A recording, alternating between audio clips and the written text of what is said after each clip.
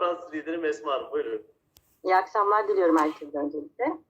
Hayırlı akşamlar. Az önce ablamdan aldığım bir sonucu hemen paylaşmak istedim tazesiyle. O sıcak sıcağına evet. Evet, Alalım. ben hiç kimseye söylemedim. İlk size söyleyeceğim. Sıcak sıcağına evet bir sonuç geliyor. Buyurun. Sizi biraz kısaca tanıyalım. Sonra sonuç ne sonucudur bunu alalım. Sinop Ayancık'tan Esma Çelikaya ben. 32 yaşındayım, ev hanımıyım, 3 çocuk annesiyim. 10 aydır Bambor International firmasındayım ve apprentice kariyerindeyim. Öyle. Çok güzel sonuçlarım var. Ama şimdi en tazesini anlatacağım size. Ablam korona olmuştu benim 6-7 ay önce. Korona olduktan sonra öksürüğü hiç geçmedi ablamın. 10 aydır.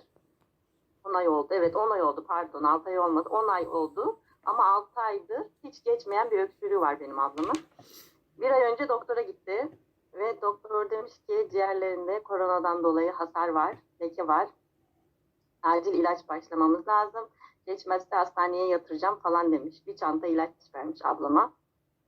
Ablam da ben üye yapmıştım. Çalışıyordu bu şirkette. Dedim bir bantları dene. Sonra ilaçları kullan. İlaçları köşeye koyduk. Bir aydır ablam 4 tane bant. Ciğerlerin üstüne 2 bant. Bir sağ küreğine bir sol küreğine 4 bant takıyoruz. Bir aydır. Bugün doktora gitmiş. Sonuçlarını almış. Ve ciğerlerinin temizlendiğini söylemiş doktor.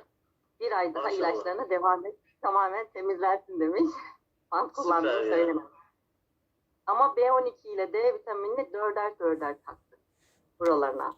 4 burasına B12, 4 burasına dekamin ve Palence'ları taktı. Bu şekilde bir sonucumuz var ve çok sevindim. Sizinle ben paylaşmak istedim. Çok teşekkür ederim paylaştığınız için.